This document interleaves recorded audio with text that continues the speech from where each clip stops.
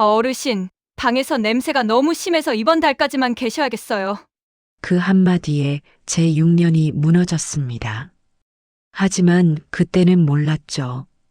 제 낡은 가방 속에 모든 걸 뒤집을 서류 한 장이 들어있다는 걸 말이에요. 이야기 시작하기 전에 구독 버튼 꾹 눌러주시고요. 지금 어디서 이 이야기를 듣고 계신지 댓글로 알려주세요. 좋아요 한번 눌러주시면 오늘 좋은 일 생기실 겁니다. 지난 가을 어느 목요일 오후였어요. 저 장정수는 73살의 나이로 6년을 살아온 세진상가 3층 작은 방에서 짐을 싸고 있었습니다. 그날따라 유독 마음이 무거웠는데 제가 입고 있던 차림새는 정말 지금 생각해도 초라하긴 했어요. 신발은 2년 전에 산 운동화를 신고 있었는데 뒤꿈치가 다 닳아서 걸을 때마다 쿵쿵 소리가 났습니다. 평소 검소하게 살아온 습관 때문에 좋은 옷이 있어도 항상 이런 편한 옷만 입곤 했거든요. 남편이 돌아가신 후로는 더욱 그랬습니다. 어려운 시절을 겪어봤기 때문에 아무리 살림이 나아져도 검소한 생활을 유지하는 게 몸에 밴 습관이었죠. 방문이 열리는 소리가 들렸습니다. 집주인 이지은 씨가 마스크를 바짝 올리고 들어왔어요. 그녀는 저보다 30살은 어려 보였는데 온몸에서 비싼 향수 냄새가 났습니다. 어르신, 정말 죄송한데요. 다른 세입자분들이 계속 항의를 하셔서 더 이상은 어렵습니다. 제 손이 떨렸지만 애써 침착하게 물었어요. 제가 뭘 잘못했나요? 월세 한 번도 안 밀렸는데요. 돈 문제가 아니에요. 냄새 때문이에요. 복도만 지나가도 다른 분들이 불편해 하신다고요. 그 말이 가슴에 못처럼 박혔습니다. 저는 매일 아침 설거지를 하고 청소를 했어요. 낡은 비누로 온몸을 닦고 낡은 옷이지만 항상 빨래를 했습니다. 그런데 냄새가 난다니요. 요즘 사람들은 다 향기롭게 살아야 하잖아요. 이해해 주세요. 이지은 씨는 그렇게 말하고는 창문을 활짝 열어버렸어요.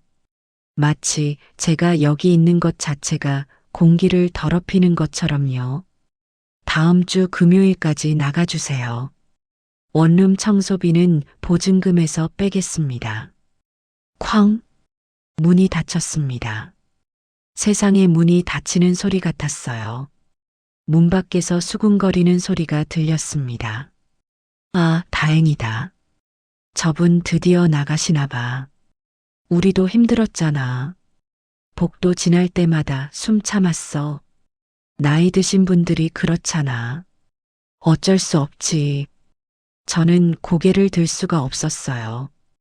비닐 가방에 낡은 전기장판을 접어넣으면서 눈물이 주르륵 흘렀습니다. 남편 사진을 마지막으로 넣으며 속삭였어요. 여보, 나 어디로 가야 할까요? 당신 없이 이렇게 사는 게 맞는 건가요?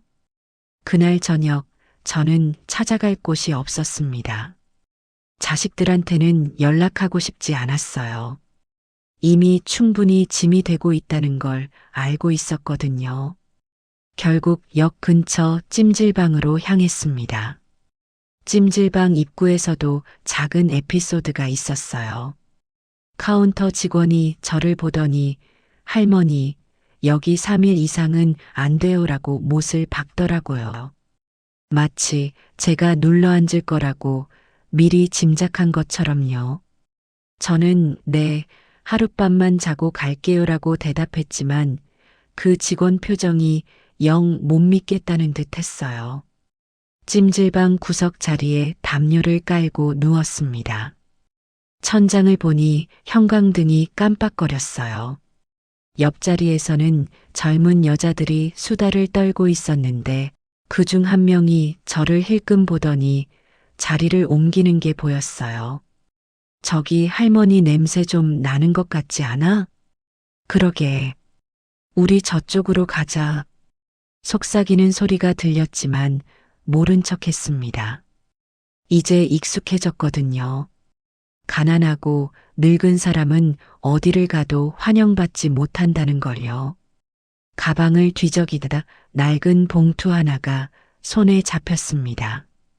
남편이 돌아가시기 전 병상에서 꼭 쥐고 계시던 그 서류였어요.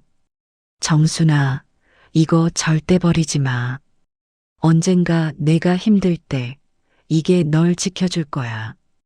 그때는 무슨 말인지 몰랐습니다. 그냥 아픈 남편이 헛소리하는 거라고 생각했어요.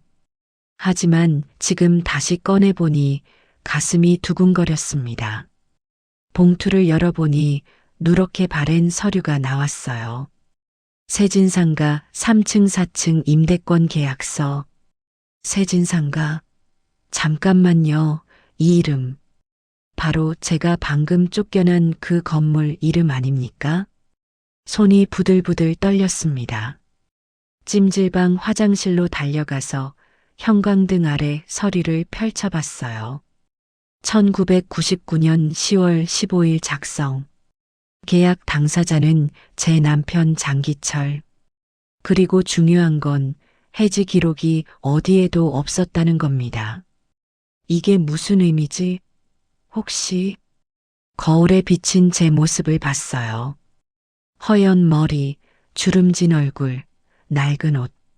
사람들이 말하는 냄새나는 할머니의 모습이었습니다. 하지만 그 순간 눈빛이 달라졌어요. 그래, 냄새난다고 했지. 좋아. 그럼 어디 한번 보자. 누가 진짜 냄새나는 사람인지. 서류를 가슴에 꼭 안았습니다. 이상하게 남편의 따뜻한 손길이 느껴지는 것 같았어요. 여보, 이게 그거였구나. 당신이 그렇게 지키라고 했던 게. 다음 날 아침 일찍 일어났습니다. 찜질방 세면대에서 얼굴을 깨끗이 씻고 옷깃을 바르게 여몄어요. 그리고 그 서류를 손에 꼭 쥐고 다시 세진상가로 향했습니다. 건물 앞에 서니 다리가 후들후들 떨렸어요. 하지만 이번엔 도망가지 않을 겁니다. 이번엔 당당하게 들어갈 겁니다. 로비 유리문을 밀고 들어서는 순간 경비 아저씨가 저를 알아봤어요. 할머니, 어제 나가신 거 아니었어요? 볼일 있어서 왔습니다. 무슨 일이신데? 혹시 뭐 놓고 가신 거예요? 대답 대신 관리 사무실로 걸어 들어갔습니다. 이지은 씨가 책상에 앉아 노트북을 보고 있었어요. 그녀가 저를 보자마자 인상을 찌푸렸습니다. 어르신, 아직도 안 나가셨어요? 금요일까지라고 했잖아요. 지금 나가셔도 되는데요? 제 앞에 선 그녀의 향수 냄새가 코를 찔렀어요. 비싼 향수였을 겁니다. 하지만 제게는 그 냄새가 가장 지독하게 느껴졌습니다. 저는 대답 대신 낡은 봉투를 그녀 책상 위에 조용히 올려놓았어요. 이게 뭔데요? 당신 건물에 관한 서류요. 이지은 씨가 피식 웃었습니다. 설마 소송하시려고요? 할머니, 법적으로 문제 없어요. 집주인 권리로 퇴거 요청할 수 있어요. 소송 아닙니다. 확인 좀 해보세요. 서류를 꺼내 펼쳤어요. 관리소장 김 과장이라는 사람이 다가와서 내용을 훑어보더니 갑자기 얼굴이 굳었습니다. 이게, 부장님, 이거 좀 보세요. 뭔데요? 이지은 씨가 짜증 섞인 목소리로 서류를 낚아챘어요. 그리고 읽기 시작하더니 얼굴이 하얗게 질려갔습니다. 이럴 리가 없어.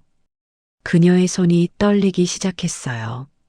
저는 조용히 하지만 또박또박 말했습니다.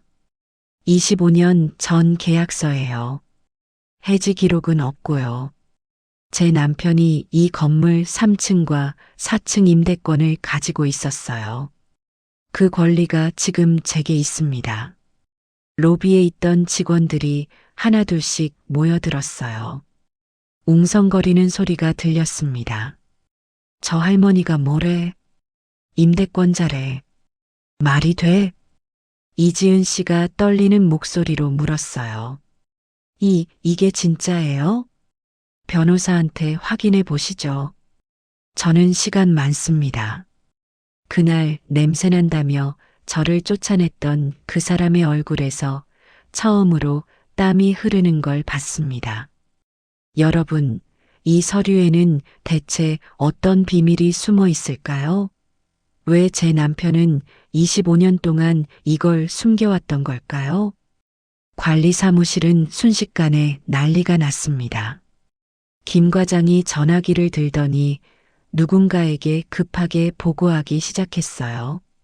네, 사장님. 지금 큰일 났습니다. 25년 전 임대권 계약서를 들고 오신 분이 계신데요. 이지은 씨는 계속 서류를 들여다보며 중얼거렸어요. 이게 말이 돼? 아버지가 이 건물 사실 때 이런 얘기 한마디도 안 하셨는데 저는 그냥 조용히 서 있었습니다. 말할 필요가 없었거든요. 서류가 다 말해주고 있었으니까요. 30분쯤 지났을까요? 양복을 입은 중년 남자가 헐레벌떡 뛰어들어왔어요. 이지은 씨 아버지인 이철수 사장이었습니다. 어디 계십니까? 그 서류 가지고 오신 분이? 그가 저를 보더니 잠시 멈칫했어요. 아마 제 차림새를 보고 놀란 것 같았습니다.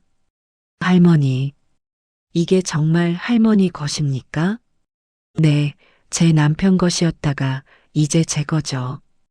이철수 사장이 서류를 받아들고 한참을 들여다봤어요. 그의 얼굴이 점점 굳어갔습니다. 이런 일이 변호사한테 확인 좀 해봐야겠습니다. 그러세요. 저는 급하지 않으니까요. 그날 저는 관리 사무실 구석 의자에 앉아서 3시간을 기다렸어요. 그동안 직원들이 저를 힐끔힐끔 쳐다봤습니다. 아까와는 눈빛이 달랐어요. 경계하는 눈빛이었죠. 저 할머니 진짜 임대권자래. 설마, 그럼 우리 사장님이 속은 거야? 큰일 났네. 건물 반 넘겨줘야 하는 거 아니야? 속삭이는 소리들이 들렸습니다. 아까 저한테 아직도 안 나가셨냐고 했던 그 목소리와는 완전히 달랐어요. 오후 5시쯤 이철수 사장이 변호사와 함께 돌아왔습니다. 변호사는 안경을 고쳤으며 서류를 책상에 내려놓았어요. 확인 결과 이 계약서는 법적으로 유효합니다. 1999년 10월 15일 체결된 임대권 계약이고요. 해지 조항이 없으며 갱신 기록도 없습니다. 다만 뭡니까? 이철수 사장이 다급하게 물었어요. 상속 증명이 필요합니다. 계약자이신 장기철 씨께서 돌아가셨다면 정당한 상속인이라는 증명이 있어야 권리 행사가 가능합니다. 저는 가방에서 또 다른 서류를 꺼냈어요. 남편의 사망 진단서와 상속 증명서였습니다. 이것도 필요하신가요? 변호사가 서류를 받아들고 놀란 표정을 지었어요. 이것까지 준비하고 오셨군요. 사실 저는 준비한 게 아니었어요. 남편이 돌아가신 후 정리하다가 이 서류들을 한데 모아뒀던 겁니다. 무슨 의미인지도 모른 채로요. 그런데 지금 생각해보니 남편이 일부러 이렇게 모아놓은 것 같았어요. 여보, 당신 이미 다 알고 있었던 거죠? 언젠가 내가 이걸 필요로 할 거라는 걸. 변호사가 한숨을 쉬며 말했습니다. 이철수 사장님, 죄송하지만 이 할머니께서 법적으로 정당한 권리자십니다. 3층과 4층에 대한 임대권은 할머니께 있습니다. 이지은 씨가 의자에 주저앉았어요. 그럼 우리는 어떻게 되는 건데요? 임대료를 지불하셔야죠. 25년치를요. 25년치요? 이철수 사장의 얼굴이 새하얗게 질렸습니다. 변호사가 계산기를 두드리며 말했어요. 계약서상 월 임대료가 300만 원입니다. 25년이면 9억 원 정도 됩니다. 9억이요? 이지은 씨가 비명처럼 소리쳤어요. 아까 저보고 냄새난다며 쫓아냈던 그 목소리가 이제는 떨리고 있었습니다. 저는 조용히 일어났어요. 천천히 상의해 보세요. 저는 내일 다시 올게요. 아, 그리고 말이죠. 문 앞에서 돌아서며 말했습니다. 제가 나간 3층 방 청소는 안 하셔도 돼요. 제가 다시 들어갈 테니까요. 그날 저녁 저는 찜질방으로 돌아가지 않았어요. 근처 작은 여관에 방을 잡았습니다. 침대에 누워 천장을 보니 눈물이 났어요. 여보, 고마워요. 당신이 남겨준 거였구나. 나를 지켜줄 마지막 선물이었구나. 그런데 이상했어요. 복수가 시원하지 않았습니다. 이지은 씨가 당황하는 모습을 보니 마음 한구석이 불편했어요. 핸드폰이 울렸습니다. 모르는 번호였어요. 여보세요? 할머니, 저 이지은입니다. 내일 꼭 오셔야 하나요?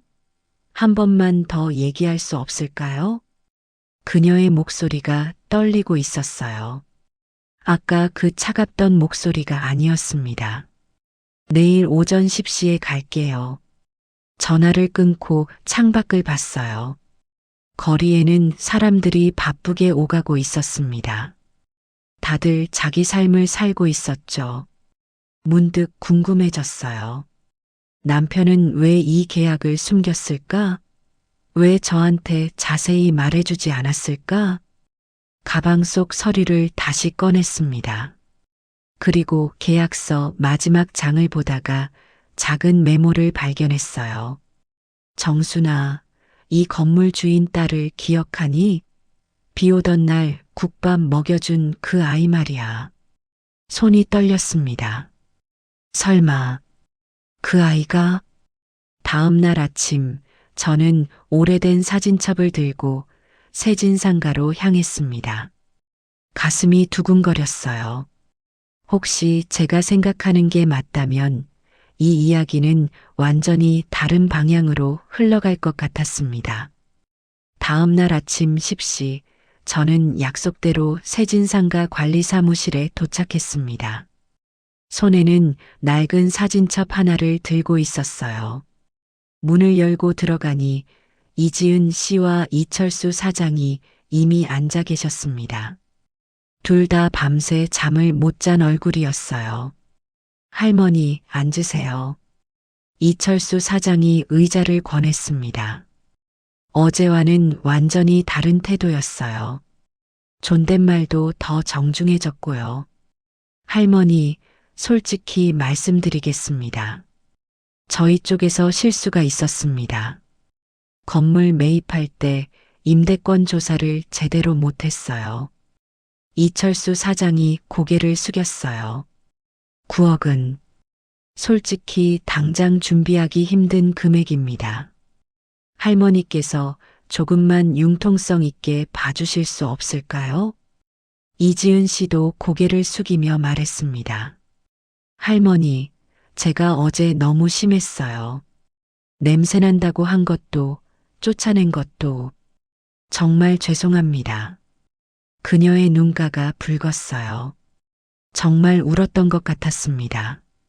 저는 한참 동안 아무 말도 하지 않았어요. 그냥 두 사람을 바라만 봤습니다. 이지은 씨가 불편한 듯 시선을 피했어요. 할머니, 뭐라도 말씀해 주세요. 이렇게 침묵하시니까 더 무섭습니다. 무섭다고요? 제가 처음으로 입을 열었어요.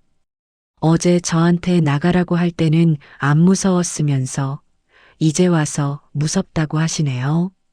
이지은 씨가 고개를 더 숙였습니다. 저는 천천히 사진첩을 열었어요. 첫 장에는 오래된 흑백 사진이 있었습니다. 젊은 시절의 저와 남편, 그리고 우리가 운영하던 작은 국밥집 앞에서 찍은 사진이었어요. 이거 보세요. 사진첩을 돌려 보여줬습니다. 이철수 사장이 안경을 벗고 가까이 다가왔어요. 이게 30년 전쯤 됐나요? 32년 전입니다. 그때 저희 부부는 을지로에서 작은 국밥집을 했어요. 아침 6시부터 밤 10시까지 일했죠. 페이지를 넘겼습니다. 다음 사진에는 어린 소녀가 국밥을 먹고 있는 모습이 나왔어요. 비에 젖은 옷을 입고 덥수룩한 머리를 하고 있었습니다. 이 아이, 이지은 씨가 갑자기 손으로 입을 막았어요. 이 아이가 누구냐면요.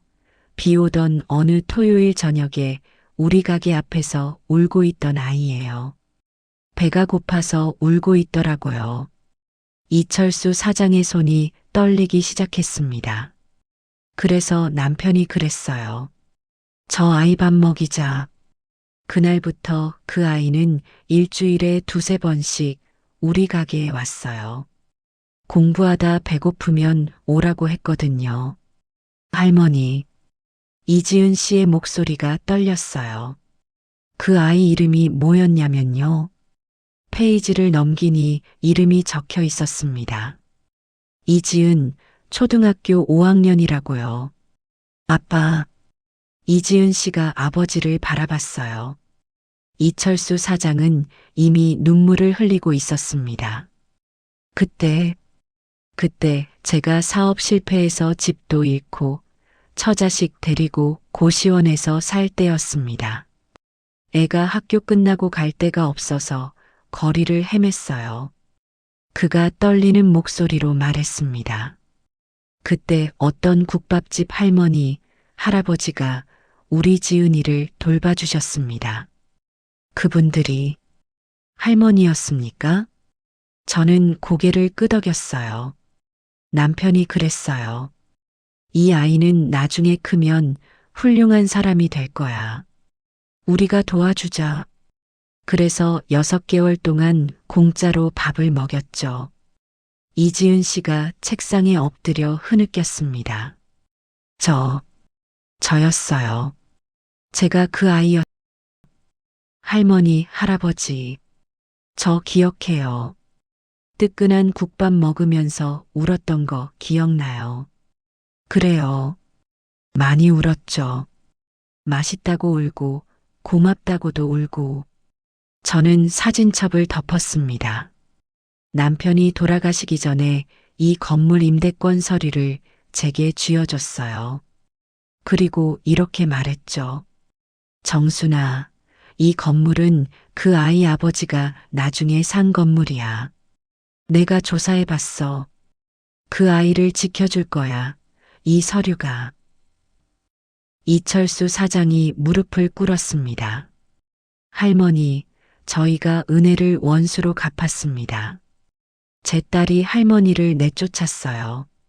정말 죄송합니다. 일어나세요. 무릎 꿇을 일 아닙니다. 저는 그를 일으켜 세웠어요. 사실 저도 처음에는 복수하고 싶었어요. 9억 받아낼 생각도 했고요. 하지만 어젯밤 남편의 메모를 보고 깨달았어요. 가방에서 계약서를 꺼냈습니다. 남편은 복수하라고 이걸 남긴 게 아니었어요. 그 아이를 지키라고, 그 아이가 힘들 때 도와주라고 남긴 거였어요. 이지은 씨가 고개를 들었어요. 눈물 범벅이 된 얼굴이었습니다. 하지만 말이죠, 이지은 씨. 제 목소리가 단호해졌습니다. 냄새난다고 사람을 함부로 대하면 안 됩니다. 가난한 사람도 늙은 사람도 다 존중받을 권리가 있어요. 그거 하나는 꼭 배우고 가세요. 네, 네, 할머니. 정말 죄송합니다. 그녀가 일어나 제 앞에 무릎을 꿇었어요.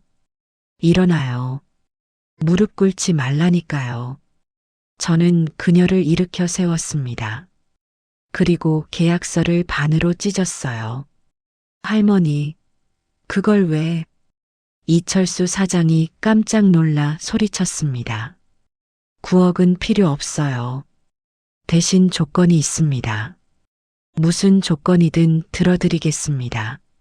첫째, 3층 제 방은 제가 다시 들어갑니다. 월세는 원래대로 50만 원. 당연합니다. 둘째, 이 건물에 사는 어르신들한테 함부로 대하지 마세요. 냄새난다고, 지저분하다고 쫓아내지 마세요. 이지은 씨가 고개를 끄덕였어요. 셋째, 저는 잠시 멈췄다가 말했습니다. 이 건물 1층에 작은 무료 급식소를 하나 만드세요. 배고픈 사람들이 밥 먹을 수 있게요. 운영은 제가 할게요. 할머니, 이철수 사장이 제 손을 꼭 잡았습니다. 고맙습니다. 정말 고맙습니다. 그날 오후 저는 다시 3층 제 방으로 돌아왔어요. 6년을 살던 그 방이었습니다. 냄새난다고 쫓겨났던 그 방이요. 창문을 열어 환기를 시켰어요. 찬 바람이 들어왔지만 이상하게 따뜻했습니다. 여보, 당신 뜻대로 했어요. 복수가 아니라 향기를 남기는 거 맞죠? 남편 사진을 벽에 다시 걸며 속삭였습니다. 며칠 후 건물 1층에 작은 현수막이 걸렸습니다. 따뜻한 밥상 무료 급식소, 누구나 환영합니다. 하지만 이야기는 여기서 끝이 아니었습니다. 더 큰 비밀이 아직 남아 있었거든요. 무료 급식소가 문을 연 지 일주일이 지났습니다.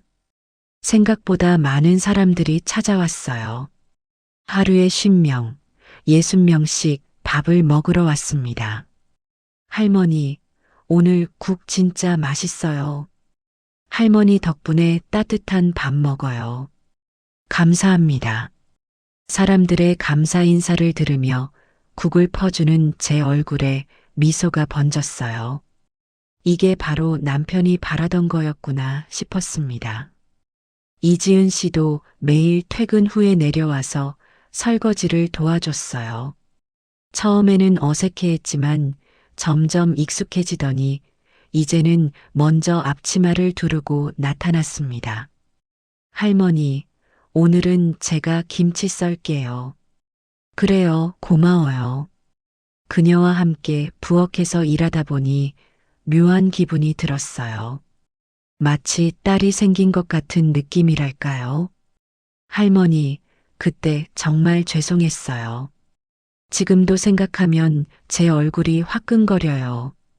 이지은 씨가 김치를 썰다 말고 말했어요. 다 지난 일이에요. 사람은 누구나 실수하죠. 근데 할머니는 어떻게 그렇게 용서할 수 있으세요? 저였으면 절대 못 용서했을 것 같은데. 저는 국간을 보며 대답했어요. 용서 안 하면 제 마음만 더 아파요. 미움은 가진 사람을 제일 먼저 아프게 하거든요. 그날 저녁 급식소 문을 닫으려는데 낯선 중년 여자가 들어왔어요. 깔끔한 옷차림에 명품 가방을 든 모습이었습니다. 여기가 무료 급식소 맞나요?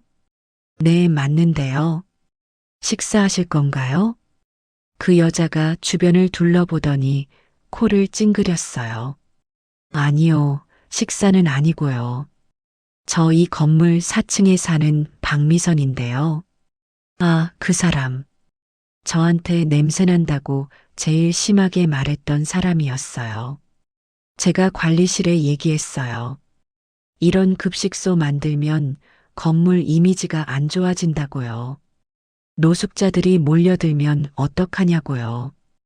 이지은 씨가 앞으로 나섰어요. 박미선 씨, 저희가 이미 관리비 공지로 말씀드렸잖아요. 이건 건물주 허가받아서 하는 거예요. 건물주가 누군데요? 도대체 누가 이런 걸 허락한 거예요? 저는 앞치마를 벗으며 조용히 말했어요. 제가 허락했습니다. 할머니가요? 할머니가 무슨 권한으로? 저도 이 건물 지분이 있거든요. 3층과 4층 임대권자예요. 박미선 씨의 표정이 순간 굳었어요. 그게 무슨 소리예요? 쉽게 말하면 당신이 사는 4층 방도 제 허락 아래 있다는 거죠.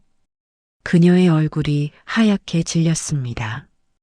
이지은 씨가 옆에서 거들었어요. 박미선 씨, 할머니께서 9억 원 받을 권리를 포기하고 대신 이 급식소를 만드신 거예요. 좀 이해해 주세요. 9억이요? 박미선 씨가 비틀거렸어요. 네. 그러니까 함부로 말씀하지 마세요. 할머니는 당신보다 훨씬 큰 마음을 가지신 분이에요. 그날 이후로 박미선 씨는 저를 보면 인사를 하게 됐어요. 어색하긴 했지만 전보다는 나았습니다. 한 달이 지나자 건물 분위기가 완전히 바뀌었어요. 급식소를 통해 세입자들이 자주 마주치게 됐고 서로 인사도 나누게 됐습니다. 할머니, 오늘도 맛있게 먹었어요. 할머니, 제가 김치 좀 담가왔어요. 급식소에서 쓰세요. 할머니, 저희 아들이 그림 그린 건데 급식소에 붙여주세요. 사람들이 하나둘씩 뭔가를 가져다 주기 시작했어요.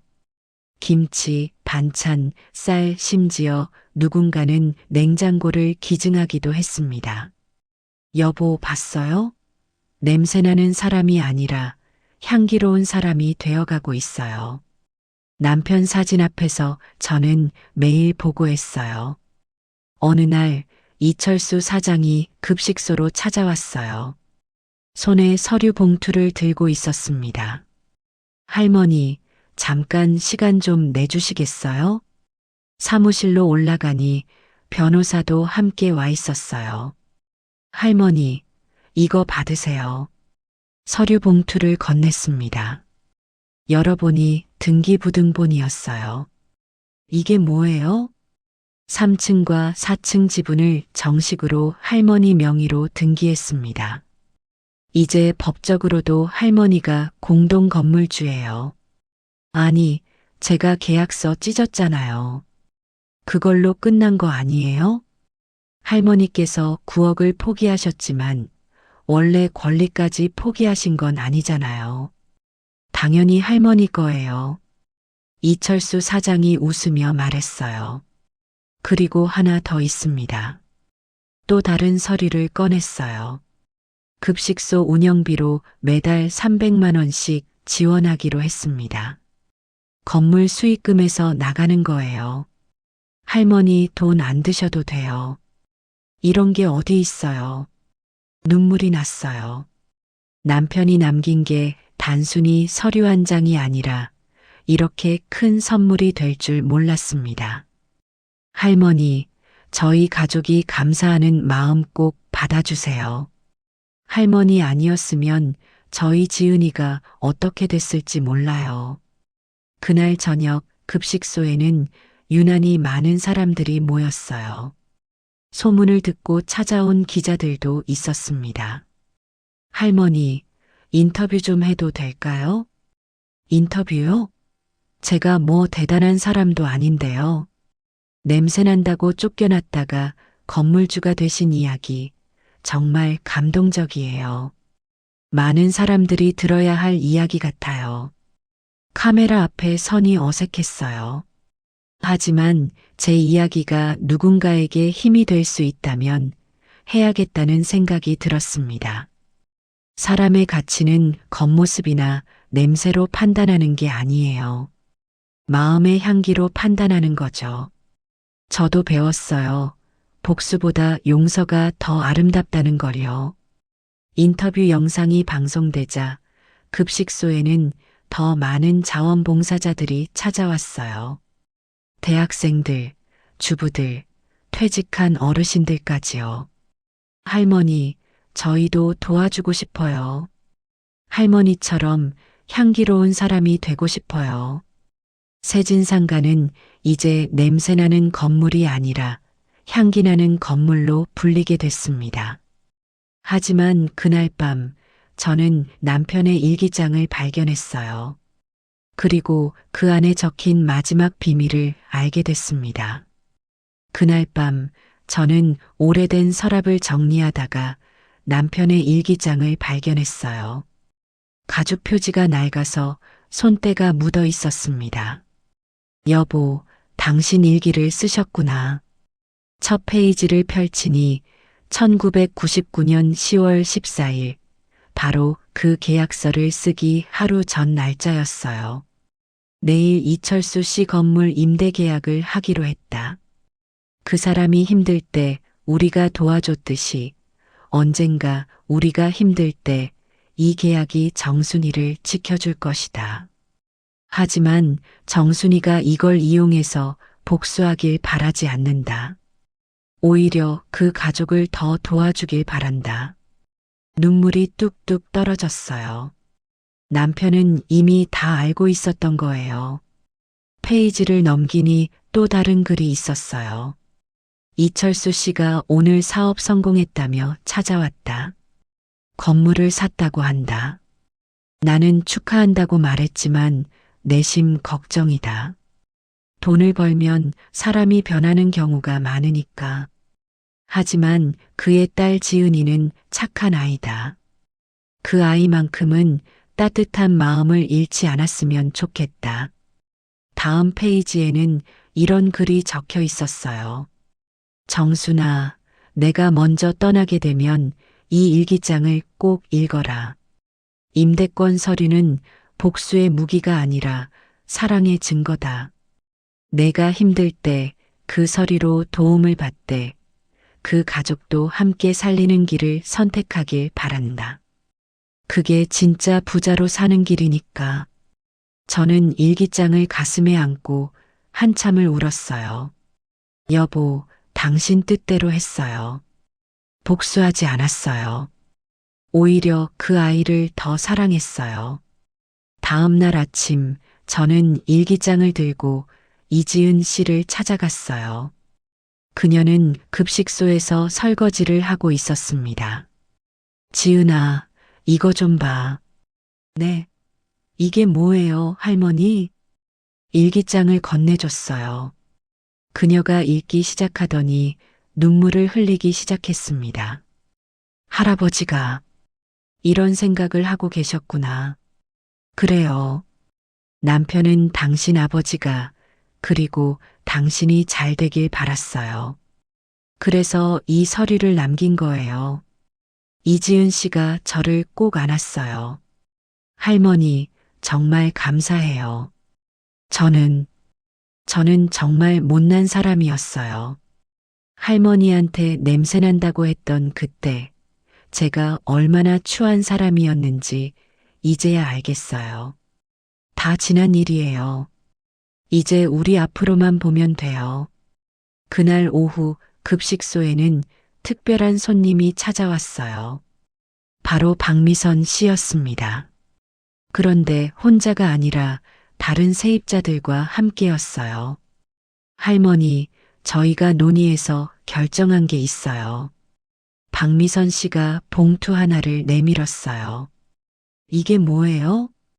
저희 4층 세입자들이 모금한 돈이에요. 급식소 운영비로 써주세요. 매달 모아서 드릴게요. 아니, 이럴 필요 없어요. 아니에요, 할머니.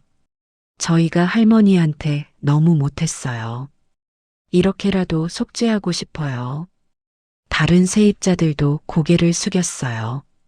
할머니, 저희도 돕고 싶어요. 할머니 덕분에 이 건물이 따뜻해졌어요. 저는 그들의 마음을 받았어요. 돈이 필요해서가 아니라 그들의 변화가 기뻐서였습니다. 그로부터 1년 후 세진상가 급식소는 서울에서 가장 유명한 무료 급식소가 됐어요. 하루 200명 이상이 찾아왔고 자원봉사자만 50명이 넘었습니다. 이지은 씨는 회사를 그만두고 급식소 운영을 전담하기로 했어요. 할머니, 저 이제 회사 안 다녀요. 여기서 할머니랑 같이 일할래요. 괜찮겠어요? 네. 이게 제 천직인 것 같아요. 돈 버는 것보다 사람들 웃는 얼굴 보는 게 훨씬 행복해요. 이철수 사장도 매주 토요일마다 급식소에서 봉사를 했어요. 양복 대신 앞치마를 두르고 설거지를 하고 바닥을 닦았습니다. 할머니, 제가 잊고 살았던 걸 다시 배우고 있어요. 돈보다 중요한 게 뭔지 말이에요. 어느 토요일 저녁 급식소 문을 닫고 있는데 한 젊은 남자가 찾아왔어요. 혹시 장정순 할머니 계세요? 제가 장정순인데요. 그 남자가 꽃다발을 내밀었어요. 할머니, 저 10년 전에 여기서 밥 먹었던 홍진우예요. 그때 저 노숙자였거든요. 아, 진우 씨, 기억나요. 그때 많이 힘들어 하셨죠. 네, 할머니 덕분에 다시 일어섰어요. 지금은 작은 회사 다니고 있어요. 오늘 월급 받아서 할머니 꼭 뵙고 싶었어요. 그의 눈에 눈물이 고였어요.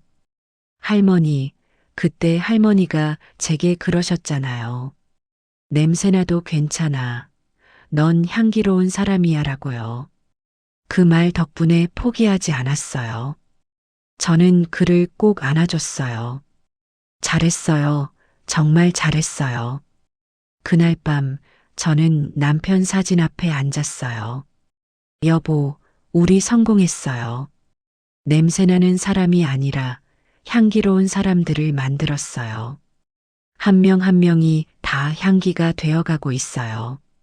창문을 열었어요. 차가운 겨울바람이 들어왔지만 마음은 따뜻했습니다. 급식소에서 올라오는 국 끓는 냄새, 김치 냄새, 사람들의 웃음소리가 들렸어요. 누군가는 이걸 냄새라고 했지만 저에게는 세상에서 가장 아름다운 향기였습니다. 문득 1년 전 그 모욕적인 순간이 떠올랐어요. 어르신, 냄새가 너무 납니다. 그때는 세상이 무너지는 것 같았죠. 하지만 지금은 알아요. 그 순간이 없었다면 이 모든 향기도 없었을 거라는 걸요. 때로는 인생에서 가장 아픈 순간이 가장 아름다운 시작이 되기도 합니다. 저는 이제 압니다. 진짜 냄새는 가난이나 나이에서 나는 게 아니라 사람을 함부로 대하는 마음에서 난다는 거요. 그리고 진짜 향기는 비싼 향수가 아니라 따뜻한 마음에서 나온다는 거요. 여러분, 오늘 이 이야기를 들으시면서 무슨 생각이 드셨나요? 우리 주변에 냄새난다고 외면받는 사람은 없나요? 혹시 우리가 누군가에게 그런 사람이었던 건 아닐까요? 세상은 빠르게 변하지만 사람의 온기는 영원합니다. 여러분도 오늘부터 향기로운 사람이 되어 보세요. 작은 관심, 작은 미소, 작은 도움이 누군가의 인생을 바꿀 수 있습니다. 이 이야기가 마음에 와닿으셨다면 구독과 좋아요 부탁드려요. 그리고 댓글로 여러분의 생각을 나눠주세요. 여러분이라면 그날 어떤 선택을 하셨을까요? 다음에도 더 감동적인 이야기로 찾아뵙겠습니다. 오늘 하루도 향기롭게 보내세요. 3년이 지난 지금 세진상가 급식소는 전국적으로 유명해졌어요. 저는 여전히 매일 그곳에서 국을 끓입니다. 이지은 씨는 결혼을 했고 처자의 이름을 은양이라고 지었어요. 은혜의 향기라는 뜻이래요. 할머니, 우리 은양이 할머니 닮아서 마음이 따뜻한 아이로 자랐으면 좋겠어요. 그럴 거예요. 엄마가 이렇게 따뜻한데 안 닮을 수가 있나요? 저는 이제 77살입니다. 남편이 떠난 지 8년째예요. 하지만 외롭지 않아요. 매일 수백 명의 가족을 만나니까요. 가끔 거울을 보면 주름진 제 얼굴이 보여요. 사람들이 냄새난다고 했던 그 할머니의 얼굴이죠. 하지만 이제는 압니다. 이 주름 하나하나가 누군가를 사랑한 흔적이고 이 나이듦이 세월의 향기라는 걸요. 여러분 기억하세요. 세상에서 가장 지독한 냄새는 가난이 아니라 무관심이고 세상에서 가장 아름다운 향기는 향수가 아니라 사랑입니다. 오늘도 누군가의 인생의 향기가 되어주세요. 그것이 진짜 부자로 사는 길입니다.